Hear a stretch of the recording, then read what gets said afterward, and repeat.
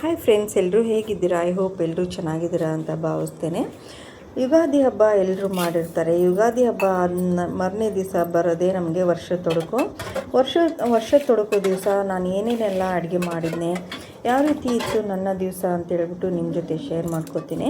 ಮೊದಲದಾಗಿ ನಾನು ಅಕ್ಕಿನ ಕ್ಲೀನಾಗಿ ನಮ್ಗೆ ಎಷ್ಟು ಬೇಕೋ ಅಷ್ಟು ತೊಳೆದ್ಬಿಟ್ಟು ರೆಡಿ ಮಾಡಿ ಇಟ್ಕೊಂಡೆ.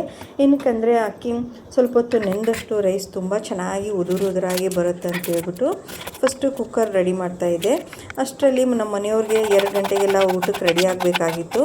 ಹೀಗಾಗಿ ಮತ್ತೆ ನಿಧಾನಕ್ಕಾದರೆ ಲೇಟ್ ಆಗಿಬಿಡುತ್ತೆ ಅಂತ ಹೇಳ್ಬಿಟ್ಟು ಫಸ್ಟ್ ರೈಸ್ ರೆಡಿ ಇಟ್ಟೆ. ಅದೇ ರೀತಿ ಈರುಳ್ಳಿ, ಟೊಮೊಟೊ ಎಲ್ಲನೂ ಕ್ಲೀನಾಗಿ ಬೇಗ ಕಟ್ ಮಾಡಿ ಇಟ್ಕೊಂಡೆ. ವರ್ಷ ತೊಡಕೋ ದಿವಸ ನಾನು ಪ್ಲ್ಯಾನ್ ಮಾಡಿರೋದು ಸಾಂಬಾರು, ಚಿಕನ್ ಸಾಂಬಾರು ಮತ್ತು ಕಬಾಬ್ ಮಾಡೋಣ ಅಂತ ಹೇಳ್ಬಿಟ್ಟು, ಮತ್ತು ಮುದ್ದೆ ಮತ್ತು ರೈಸು ಸರಿಯಾಗುತ್ತೆ ಅಂತ. ನಾನು ಬಿರಿಯಾನಿ ಮಾಡೋಣ ಅಂದ್ಕೊಂಡೆ, ಬಟ್ ಮುದ್ದೆ, ಚಿಕನ್ ಕಬಾಬು ಇಷ್ಟೆಲ್ಲ ಇರುತ್ತಲ್ಲ, ತುಂಬ ಹೆವಿ ಆಗಿಬಿಡುತ್ತೆ ಕೆಲಸ, ಮತ್ತು ಮನೆಯವ್ರ ಡ್ಯೂಟಿಗೂ ಲೇಟ್ ಆಗಿಬಿಡುತ್ತೆ ಅಂತ ಹೇಳ್ಬಿಟ್ಟು ಬೇಡ ಅಂತ ಹೇಳ್ಬಿಟ್ಟು ಚಿಕನ್ ಕಬಾಬ್ಗೆ ನಾನು ಇವಾಗ ರೆಡಿ ಮಾಡ್ತಾ ಇರೋದು. ತಂದಿರೋ ಚಿಕನೆಲ್ಲ ಒಂದು ಪಾತ್ರೆಗೆ ಹಾಕ್ಕೊಂಬಿಟ್ಟು ನೀಟಾಗಿ ಡಿವೈಡ್ ಮಾಡ್ಕೊತಿದ್ದೀನಿ. ಚಿಕನ್ ಸಾಂಬಾರಿಗೆ ಎಷ್ಟು ಬೇಕು ಮತ್ತು ಚಿಕನ್ ಕಬಾಬ್ಗೆ ಎಷ್ಟು ಬೇಕು ಅಂತ ಹೇಳ್ಬಿಟ್ಟು ನಾನು ಇಲ್ಲಿ ಚಿಕನ್ ಕಬಾಬ್ ಸ್ವಲ್ಪ ಜಾಸ್ತಿ ಮಾಡೋಣ, ಚಿಕನ್ ಸಾಂಬಾರನ್ನ ಸ್ವಲ್ಪ ಪೀಸಸ್ ಕಡಿಮೆ ಹಾಕೋಣ ಅಂತ ಹೇಳ್ಬಿಟ್ಟು ಪ್ಲ್ಯಾನ್ ಮಾಡಿ. ಯಾಕೆಂದರೆ ಚಿಕನ್ ಕಬಾಬ್ ಆದರೆ ತುಂಬ ಜಾಸ್ತಿ ತಿಂತಾರೆ ಮಕ್ಕಳು, ಸಾಂಬಾರಲ್ಲಿರೋ ಪೀಸಸ್ ಆದರೆ ಸ್ವಲ್ಪ ಕಡಿಮೆ ತಿಂತಾರೆ. ಹೀಗಾಗಿ ಅದೆಲ್ಲ ಆದಮೇಲೆ ನಾನು ಸಪ್ರೇಟ್ ಮಾಡಿಕೊಂಡು ತೊಳೆದ್ಬಿಟ್ಟು ಕ್ಲೀನಾಗಿ ಎತ್ತಿಟ್ಕೊಂಡಿದ್ದೀನಿ. ನೀರು ಯಾವುದೂ ಇರಲಾರ್ದಂಗೆ ನೋಡ್ಕೊಳ್ಳಿ, ಚೆನ್ನಾಗಿ ತೊಳೆದ್ಬಿಟ್ಟು ಕಬಾಬ್ಗೆ ನೀರು ಕ್ಲೀನಾಗಿ ಬಸ್ತೀವಿ, ಆಮೇಲೆ ಇಟ್ಕೊಳ್ಳಿ. ಇಲ್ಲಾಂದರೆ ನೀರು ಜಾಸ್ತಿ ಆದರೆ ಕ್ರಿಸ್ಪಿಯಾಗಿ ಬರಲ್ಲ ಚಿಕನ್ ಕಬಾಬು. ಹೀಗಾಗಿ ನಾನು ಇಲ್ಲಿ ಒಂದು ಅರ್ಧ kg ಮೇಲೆ ಅಂದರೆ ಒಂದು 3/4 kg ಅಷ್ಟು ನಾನು ಚಿಕನ್ ತೊಗೊಂಡಿದ್ರಿಂದ 2 ಪ್ಯಾಕೆಟು ತೇಜು ಕಬಾಬ್ ಪೌಡ್ರ್ ತೊಗೋತಾ ಇದ್ದೀನಿ. ತೇಜು ಕಬಾಬ್ ಪೌಡ್ರ್ ಆದಮೇಲೆ ನಾನಿಲ್ಲಿ ತೊಗೋತಾ ಇರೋದು ಶುಂಠಿ ಬೆಳ್ಳುಳ್ಳಿ ಪೇಸ್ಟ್ ನಾನು ಅಂಗಡಿಯಲ್ಲೇ ತರಿಸಿರೋದು, ಎಲ್ಲನೂ ರೆಡಿ ತೊಗೊಂಬರ್ಸಿರೋದು. ಏನಕ್ಕಂದರೆ ಸ್ವಲ್ಪ ಅರ್ಜೆಂಟಲ್ಲಿ ಇರೋ ಕಾರಣ ಎಲ್ಲ ರೆಡಿ ಇರೋದನ್ನೇ ನಾನು ಹಾಕ್ತಾಯಿದ್ದೀನಿ. ಅದೇ ರೀತಿ ಇಲ್ಲಿ ನಾನು ಒಂದು ಮೊಟ್ಟೆನ ಆ್ಯಡ್ ಮಾಡ್ಕೋತಾ ಇದ್ದೀನಿ. ಮೊಟ್ಟೆ ಹಾಕೊಳ್ಳೋದನ್ನ ಸ್ಕಿಪ್ ಮಾಡ್ಕೊಳಕ್ಕೆ ಹೋಗ್ಬಿಡಿ. ಮೊಟ್ಟೆ ಹಾಕೊಳ್ಳೋದ್ರಿಂದ ನಮಗೆ ಕ್ರಿಸ್ಪಿನೆಸ್ ಇರುತ್ತೆ. ಅದೇ ರೀತಿ ತೇಜು ಪೌಡ್ರಲ್ಲಿ ಎಲ್ಲ ಖಾರ ಎಲ್ಲ ಇರುತ್ತೆ, ಬಟ್ ನಾನಿಲ್ಲಿ ಎಕ್ಸ್ಟ್ರಾ ಆ್ಯಡ್ ಮಾಡ್ಕೊಳ್ಳೋ ಕಾರಣ ಏನಂದರೆ ಇನ್ನೊಂದು ಸ್ವಲ್ಪ ಸ್ಪೈಸಿಯಾಗಿರಲಿ ಅಂತೇಳ್ಬಿಟ್ಟು. ನಾನ್ ವೆಜ್ ಅಂದರೆ ಸ್ಪೈಸಿಯಾಗಿದ್ದಷ್ಟು ತುಂಬ ಟೇಸ್ಟಾಗಿರುತ್ತೆ. ಹೀಗಾಗಿ ನಾನು ಸ್ವಲ್ಪ ಅಚ್ಕಾರದ ಪೌಡ್ರನ್ನ ನಾನು ಜಾಸ್ತಿ ಎಕ್ಸ್ಟ್ರಾ ಹಾಕ್ಕೊಂಡಿದ್ದೀನಿ. ಅದೆಲ್ಲ ಆದಮೇಲೆ ಕ್ಲೀನಾಗಿ ಮಿಕ್ಸ್ ಮಾಡ್ಕೊಳ್ಳಿ. ಕ್ಲೀನಾಗಿ ಮೊಟ್ಟೆ, ನಾವು ಹಾಕಿರೋ ಮೊಟ್ಟೆ, ಶುಂಠಿ ಬೆಳ್ಳುಳ್ಳಿ ಪೇಸ್ಟ್, ಕಬಾಬ್ ಪೌಡ್ರು, ಅಚ್ಕಾರದ ಪುಡಿ, ಇದನ್ನೆಲ್ಲ ಕ್ಲೀನಾಗಿ ಮಿಕ್ಸ್ ಮಾಡ್ಕೊಳ್ಳಿ. ಅದೇ ರೀತಿ ಕೆಲವರು ಕಾರ್ನ್ ಫ್ಲೋರ್ ಹಾಕೋತಾರೆ, ಧನಿಯಾ ಪೌಡ್ರು ಮತ್ತು ಗರಂ ಮಸಾಲ ಪೌಡ್ರು ಎಲ್ಲ ಹಾಕ್ತಾರೆ. ಬಟ್ ನಾನಿಲ್ಲಿ ಯಾವುದೂ ಹಾಕದಿರೋ ಸ್ವಲ್ಪ ಸಿಂಪಲಾಗಿ ಮಾಡೋಣ ಅಂತ ಹೇಳ್ಬಿಟ್ಟು ಮಾಡ್ತಾಯಿದ್ದೀನಿ. ಅದೇ ರೀತಿ ಕರಿಬೇವು ಸೊಪ್ಪು ಹಾಕೋದನ್ನು ಮರಿಬೇಡಿ, ಏನಕ್ಕಂದರೆ ಅದು ಒಂಥರ ಎಕ್ಸ್ಟ್ರಾ ಫ್ಲೇವರ್ ಇರುತ್ತೆ. ಹೋಟ್ಲ್ಗಳೆಲ್ಲ ನಮಗೆ ನಾವು ಮನೆಯಲ್ಲಿ ಮಾಡೋದಕ್ಕಿಂತ ಸಪ್ರೇಟ್ ಫ್ಲೇವರ್ ಬರೋಕ್ಕೆ ಕಾರಣವೇ ಅದು ಕರಿಬೇವು.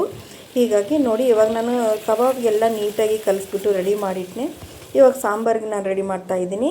ಸಾಂಬಾರಿಗೆ ಪೀಸಸ್ ಎಲ್ಲ ಸ್ವಲ್ಪ ಫ್ರೈ ಮಾಡ್ಕೋತೀನಿ, ನಾನು ಡ್ರೈ ಫ್ರೈನ ಅದಾದಮೇಲೆ ನಾನು ಚಿಕನ್ ಸಾಂಬಾರನ್ನ ಕಂಟಿನ್ಯೂ ಮಾಡ್ತೀನಿ. ಇವಾಗ ಮಸಾಲೆಗೆ ಅಂತ ಹೇಳ್ಬಿಟ್ಟು ನಾನು 1 ಟೇಬಲ್ ಸ್ಪೂನಷ್ಟು ಧನಿಯಾ ಪೌಡ್ರು ಮತ್ತು ಒಂದು ಸ್ವಲ್ಪ ಗೋಡಂಬಿ ಎಲ್ಲ ಹಾಕ್ತಾಯಿದ್ದೀನಿ. ಗೋಡಂಬಿ ಹಾಕೋದ್ರಿಂದ ಅದು ಪೇಸ್ಟು ಒಂಥರ ಚೆನ್ನಾಗಿ ಫ್ಲೇವರ್ ಸಿಗುತ್ತೆ. ಹೋಟೆಲ್ಗಳಲ್ಲಿ ಕೆಲವೊಂದು ಟ್ರಿಕ್ಸ್ ಇರುತ್ತೆ, ಅದನ್ನ ಏನಕ್ಕೆ ಮನೆಯಲ್ಲಿಕ್ಕಿಂತ ಹೊರಗಡೆ ಸ್ವಲ್ಪ ಸಪ್ರೇಟ್ ಟೇಸ್ಟ್ ಬರೋಕ್ಕೆ ಕಾರಣ ಏನು ಅಂತಂದರೆ ಅದು ಮಸಾಲೆಯಲ್ಲಿ ಹಾಕಿರೋ ಅವರು ಗೋಡಂಬಿ ಹಾಗೂ ಮತ್ತು ಕಬಾಬಲ್ಲಿ ಹಾಕೋದು ಒಂದು ಕರಿಬೇವು ಸೊಪ್ಪಿದೆ ನೋಡಿ, ಅದೆಲ್ಲ. ಹೀಗಾಗಿ ನಾನು ಮಸಾಲೆಗೆ ಇವಾಗ ಗೋಡಂಬಿನ, ಶುಂಠಿ ಬೆಳ್ಳುಳ್ಳಿ ಎಲ್ಲ ಹಾಕೋತಾ ಇದ್ದೀನಿ. ಶುಂಠಿ ಬೆಳ್ಳುಳ್ಳಿ ನಾನು ಪೇಸ್ಟ್ ಹಾಕೋಬೋದಾಗಿತ್ತು, ಬಟ್ ಬೇಡ, ಸ್ವಲ್ಪ ನಾವು ಫ್ರೆಶ್ಶಾಗಿ ಹಾಕ್ಕೊಂಡ್ರೆ ಫ್ಲೇವರು ಎಲ್ಲ ಚೆನ್ನಾಗಿರುತ್ತೆ. ಹೀಗಾಗಿ ಕರಿಬೇವು ಸೊಪ್ಪು ಮತ್ತು ನಾನು ಇಲ್ಲಿ ಪುದೀನ ಸೊಪ್ಪು ಎಲ್ಲ ಮಸಾಲೆ ಎಲ್ಲನೂ ಹಾಕ್ಕೊಂಡ್ಬಿಟ್ಟು ಮಸಾಲೆಗೆ ರೆಡಿ ಮಾಡಿಟ್ಟೆ. ನಾನು ಏನು ಫ್ರೈ ಮಾಡಿದೆ ಸ್ವಲ್ಪ ಎತ್ಕೊಂಡು ನೆಕ್ಸ್ಟ್ ಅದೇ ಕುಕ್ಕರಲ್ಲೇ ನಾನು ಎಣ್ಣೆ ಹಾಕ್ಬಿಟ್ಟು ಮಸಾಲೆ ಎಲ್ಲ ಚಕ್ಕೆ, ಲವಂಗ, ಬೇ ಲೀಫ್ ಅಂದರೆ ಪಲಾವ್ ಎಲೆ ಎಲ್ಲನೂ ಹಾಕ್ಕೊಂಡಿದ್ದೀನಿ. ಅದೇ ರೀತಿ ಕಟ್ ಮಾಡಿ ಇಟ್ಟಿರೋ ನಾನು ಈರುಳ್ಳಿನ ಹಾಕ್ಕೊಂಡು ಸ್ವಲ್ಪ ಈರುಳ್ಳಿ ಎಲ್ಲ ಕ್ಲೀನಾಗಿ ಸ್ವಲ್ಪ ಫ್ರೈ ಆದಮೇಲೆ ನೀವು ಟೊಮೊಟೊ ಹಾಕ್ಕೊಳ್ಳಿ, ಅಂದರೆ ಮೆತ್ತಗಾಗುತ್ತೆ, ಇಲ್ಲಾಂದರೆ ಹಸಿ ಹಾಗೆ ಇರುತ್ತೆ. ಅದೇ ರೀತಿ ನಾನು ಕರಿಬೇವಿನ ಸೊಪ್ಪನ್ನು ಕೂಡ ಹಾಕ್ಕೊಂಡಿದ್ದೀನಿ ಅಡುಗೆಗೆ. ಪ್ರತಿಯೊಂದು ನಾನ್ ವೆಜ್ಜಿಗೆ ನಾನು ಕರಿಬೇವು ಮಿಸ್ ಮಾಡಲ್ಲ, ಅದೊಂಥರ ಸಪ್ರೇಟ್ ಫ್ಲೇವರ್ ಇರುತ್ತೆ.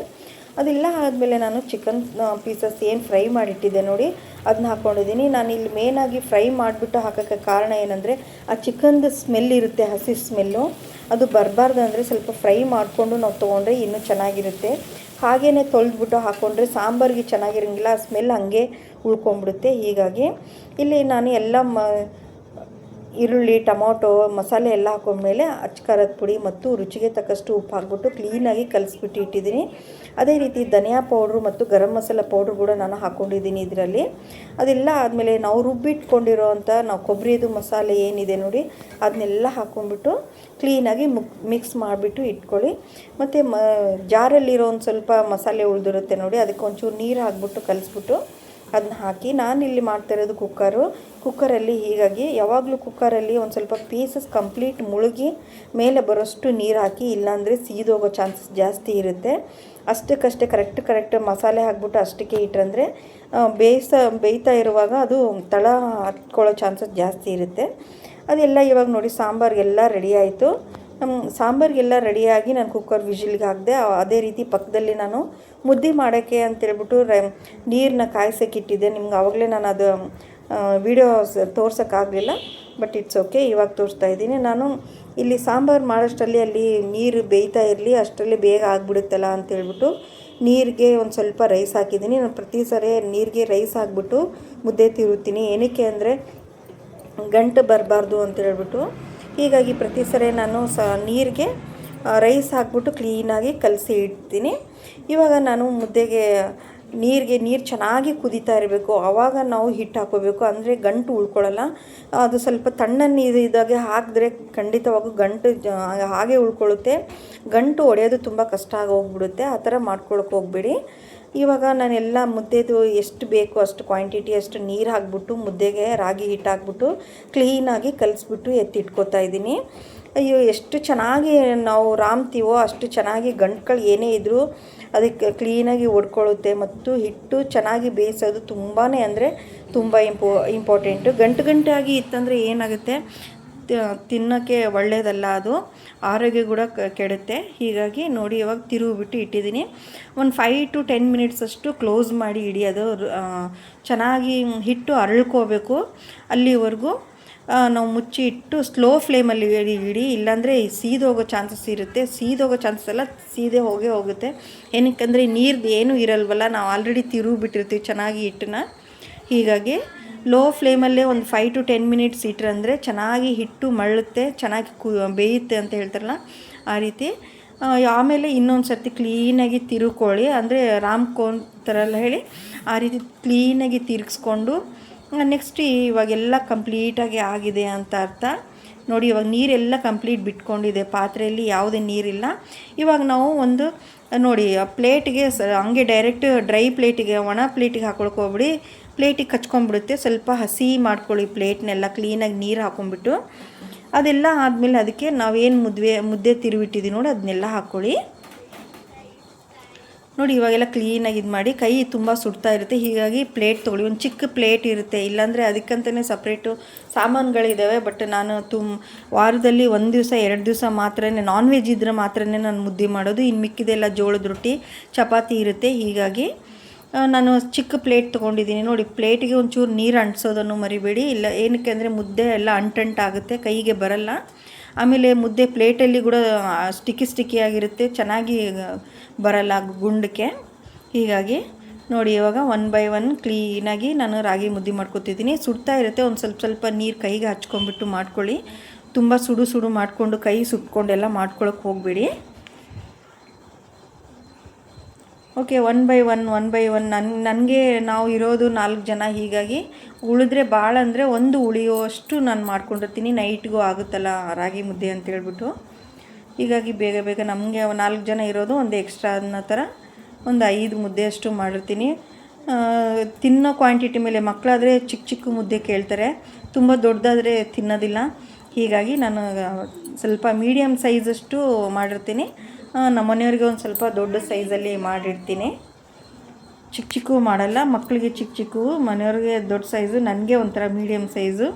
ಏನಕ್ಕಂದರೆ ಜೋಳದ ರೊಟ್ಟಿ ತಿನ್ನೋರು ಒಂದು ಸ್ವಲ್ಪ ರಾಗಿ ಮುದ್ದೆಗೆ ಒಂದು ಸ್ವಲ್ಪ ಅಡ್ಜಸ್ಟ್ ಆಗಬೇಕಂದ್ರೆ ಸ್ವಲ್ಪ ಕಷ್ಟ ಆಗುತ್ತೆ. ಹೀಗಾಗಿ ನಾನು ರಾಗಿ ಮುದ್ದೆ ತಿಂತೀನಿ, ಇಲ್ಲ ಅಂತಲ್ಲ, ಓನ್ಲಿ ನಾನ್ ವೆಜ್ಜು ಸ್ವಲ್ಪ ಚಿಕ್ಕ ಕ್ವಾಂಟಿಟಿ ಅಷ್ಟು. ಹೀಗಾಗಿ ಓಕೆ, ನಾನ್ ವೆಜ್ ಇರೋದ್ರಿಂದ ನಾನು ರಾಗಿ ಮುದ್ದೆ ಮಾಡಿದೆ. ಜೋಳದ ರೊಟ್ಟಿ ಸ್ವಲ್ಪ ಟೈಮ್ ಜಾಸ್ತಿ ಹಿಡಿಯುತ್ತೆ, ಟೈಮ್ ಇರಲಿಲ್ಲ. ಹೀಗಾಗಿ ಏನಕ್ಕಂದರೆ ಕಬಾಬು, ಚಿಕನ್ ಸಾಂಬಾರು, ರೈಸು ಇದೆಲ್ಲ ತುಂಬ ಟೈಮ್ ತೊಗೊಳುತ್ತೆ, ತುಂಬ ಸ್ಟ್ರೈನ್ ಆಗಿಬಿಡ್ತೀವಿ. ಆಲ್ರೆಡಿ ಯುಗಾದಿ ಹಬ್ಬದ ದಿವಸ ತುಂಬ ಒಬ್ಬಟ್ಟು ಅದೆಲ್ಲ ಮಾಡಿಬಿಟ್ಟು ಸ್ಟ್ರೈನ್ ಆಗಿಬಿಟ್ಟಿರ್ತೀವಿ. ಮತ್ತು ಮಾರನೇ ದಿವಸ ಇಷ್ಟೊಂದು ಹೆವಿ ಕೆಲಸ ಮಾಡೋಕ್ಕೂ ಸ್ವಲ್ಪ ಕಷ್ಟ ಆಗುತ್ತೆ. ಹೀಗಾಗಿ ನಾನು ರಾಗಿ ಮುದ್ದೆನ ಮಾಡೋಣ ಅಂತ ಹೇಳ್ಬಿಟ್ಟು ಪ್ಲ್ಯಾನ್ ಮಾಡಿಬಿಟ್ಟು ರಾಗಿ ಮುದ್ದೆ ಮಾಡಿದೆ. ಇವಾಗ ಫೈನಲ್ ಆಗಿ ಲಾಸ್ಟ್ ಹಿಟ್ಟು ತೊಗೊಂಡಿದ್ದೀನಿ ಮುದ್ದೆ ಮಾಡೋಕ್ಕೆ.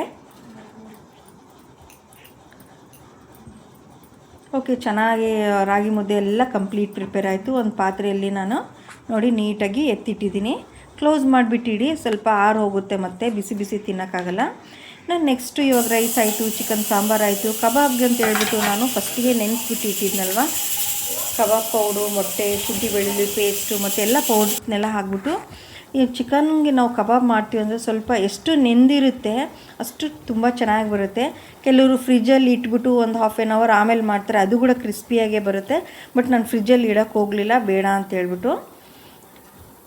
ಇವಾಗ ಒನ್ ಬೈ ನಾನು ಇವಾಗ ಚಿಕನ್ ಕಬಾಬ್ಗೆ ಬಿಡ್ತಾಯಿದ್ದೀನಿ. ಇವಾಗ ನೋಡಿ ಚಿಕನ್ ಎಷ್ಟು ಚೆನ್ನಾಗಿ ಬರ್ತಾಯಿದೆ. ಇಲ್ಲಿ ಇನ್ನೊಂದು ಟಿಪ್ ಹೇಳ್ತೀನಿ, ಏನಂದರೆ ಫಸ್ಟ್ ಬ್ಯಾಚ್ ನಾವು ಹಾಕುವಾಗ ಒಂದು ಸ್ವಲ್ಪ ಹಾಕ್ಬಿಟ್ಟು ತೆಗ್ದುಬಿಡಿ. ಏನಕ್ಕಂದರೆ ಎಣ್ಣೆ ಒಂದೊಂದು ಸರ್ತಿ ಫುಲ್ ಹೈ ಹೀಟಾಗಿರುತ್ತೆ, ಇಲ್ಲ ತುಂಬ ಕಡಿಮೆ ಹೀಟಾಗಿರುತ್ತೆ. ಹೀಗಾಗಿ ಅದನ್ನ ಎರಡನ್ನೂ ಬ್ಯಾಲೆನ್ಸ್ ಮಾಡಬೇಕಂದ್ರೆ ಫಸ್ಟ್ ಒಂದು ಹಾಕ್ಬಿಟ್ಟು ಒಂದು 2 ಮಿನಿಟ್ಸ್ ಆದಮೇಲೆ ಫಸ್ಟ್ ಕಬಾಬ್ ತಗೊಂಬಿಡಿ, ಆಮೇಲೆ ನೆಕ್ಸ್ಟ್ ಬ್ಯಾಚ್ ಹಾಕಿ. ನೆಕ್ಸ್ಟ್ ಬ್ಯಾಚ್ ಹಾಕಿ ಕ್ಲೀನಾಗಿ ನಾವು ಫ್ರೈ ಮಾಡ್ಕೊಳ್ಳಿ. ಫ್ರೈ ಮಾಡ್ಕೊಂಡು ಆದಮೇಲೆ ಅದೇನು ಫಸ್ಟ್ ಬ್ಯಾಚ್ ಹಾಕಿರ್ತೀವಿ ನೋಡಿ, ಅದನ್ನು ಮತ್ತೆ ರಿಟರ್ನ್ ಹಾಕ್ಬಿಟ್ಟು ಫ್ರೈ ಮಾಡ್ಕೊಳ್ಳಿ. ತುಂಬ ಅಂದರೆ ತುಂಬ ಚೆನ್ನಾಗಿ ಟೇಸ್ಟ್ ಬಂದಿರುತ್ತೆ. ಅದೇ ರೀತಿ ನೋಡಿ ಕಬಾಬ್ ಮಾಡೋಷ್ಟರಲ್ಲಿ ನನಗೆ ಕುಕ್ಕರ್ ವಿಜಿಲೆಲ್ಲ ಆಗಿಬಿಟ್ಟು ನನಗೆ ಚಿಕನ್ ಸಾಂಬಾರು ಕೂಡ ರೆಡಿ ಆಯಿತು.